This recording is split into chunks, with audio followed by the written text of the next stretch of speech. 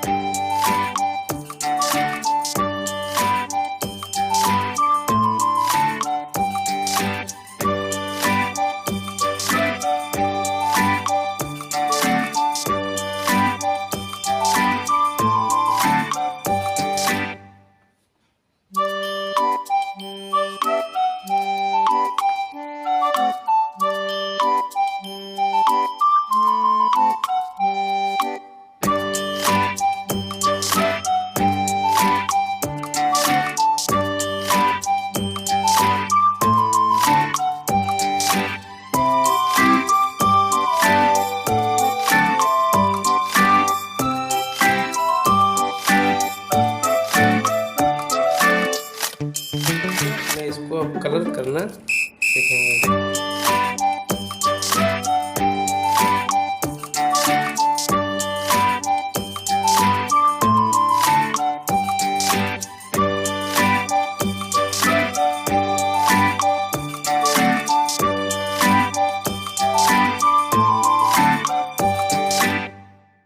बच्चों ड्राइंग को अच्छा लगा तो ड्राइंग को शेयर कीजिए दोस्तों के पास और चैनल को सब्सक्राइब करें और लाइक करें।